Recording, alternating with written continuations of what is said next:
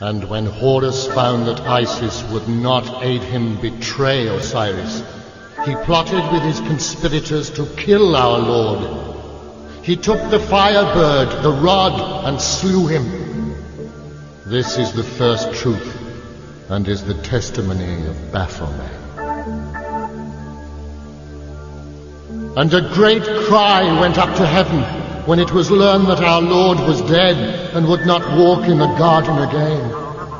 Then brother fell on brother and fought like beasts and slew those they most loved. Even their wives and children were not spared the sword. Much blood was spilt to his name, and the suffering was terrible. So great was the love they had for Osiris. This is the last part of Genesis, the history of the people of Isis, the Nephilim. And the secret remains, that men have kept the identity of the goddess hidden, though her signs are everywhere if you have eyes to see them.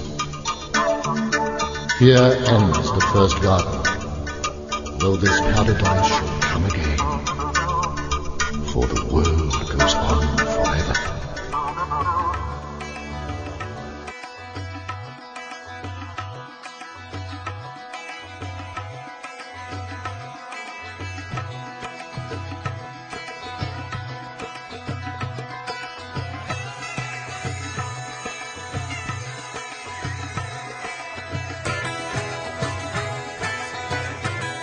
One scientist, I don't recall who it was, made an interesting comment that the universe is not stranger than you imagine.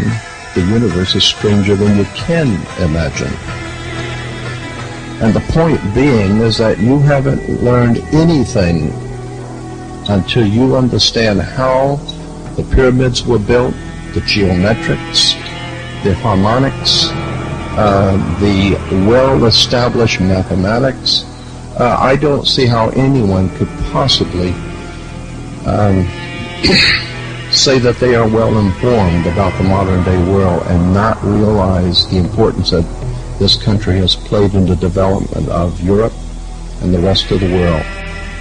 I remember someone saying a long time ago, always trust a person looking for truth. Never trust the one who's found it. The point being is that real divine truth is far, far out ahead of whatever we might begin to understand. Manly Palmer Hall, one of my very good friends, said in one of his lectures, if you can intelligently explain to an audience something about God that everyone can understand, and that proves that you don't know anything about God. Because the God that your pea brain could understand could not be the one that created the universe. The one that created all things is far, far loftier than we have given a correct view of.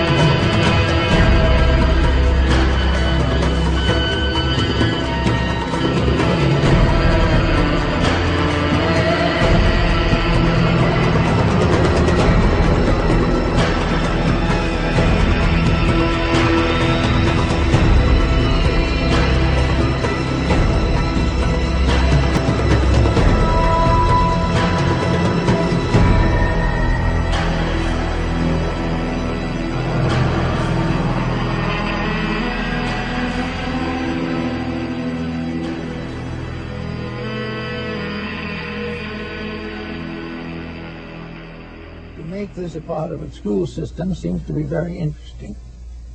Now, I go back to Egypt, a very colorful country, for certain principles to discuss. In Egypt, the Egyptian was not born a citizen. This is interesting. When you came into the world, you were an Egyptian, but you were not a citizen of Egypt. You might have been born on the steps of the pyramid, but you were still not a citizen. This was because it was deemed that citizenship, mature participation in the labors of the state, required dedication, enlightenment, consecration, and, if necessary, self-sacrifice. Now, children in Egypt, up to around 15, 16 years old, wore a child lock of hair.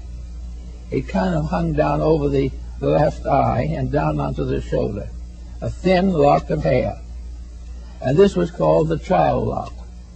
And as long as that lock of hair was there, that person was not responsible for knowledge which he did not possess. He could not be blamed for mistakes that he did not know better than to make. But there came a ceremony finally, and in the presence of all concerned, the priests of Thebes and Luxor and Memphis gathered together those who were aspirants to become citizens of Egypt. And they had a great ceremony and convoked the gods and made these young people accept the responsibility of Egyptian citizenship.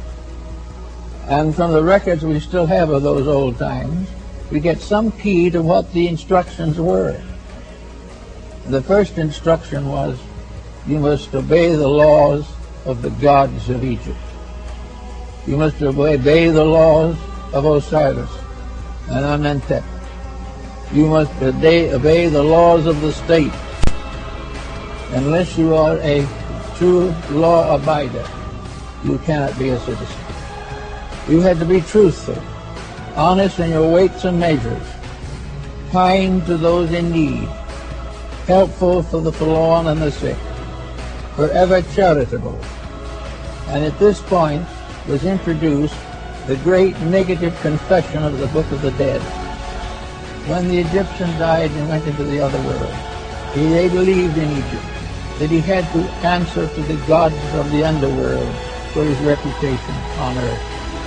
He had to be able to give a statement that he had kept the 600 rules by which the Egyptians regulated his conduct. Maybe he couldn't keep them all, but he did the best he could. But he was working always under the pressure of being a good person, a dedicated person, and an Egyptian was an individual who could stand out upon all sides and prove that in every way he was trustworthy, honorable, honest, enlightened, and kind. After he had taken all these obligations so far, the little lock of hair was cut off, and the child became a man or a woman, became an Egyptian citizen, having the privileges and rights of a citizen. But without this bond, it could not happen. So let's move this forward into another type of world and see what we have here now. Supposing we had not here a citizenship by birth, but a citizenship by dedication.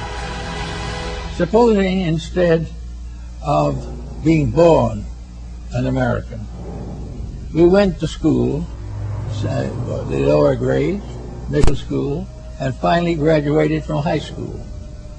At the time of high school graduation, then citizenship would be a matter of consideration.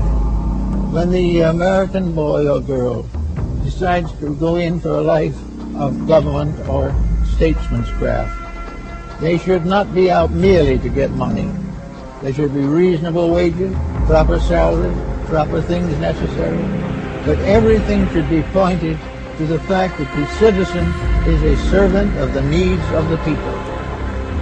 Now, if we began producing people who at the age of 14 or 15 decided they wanted to be Americans,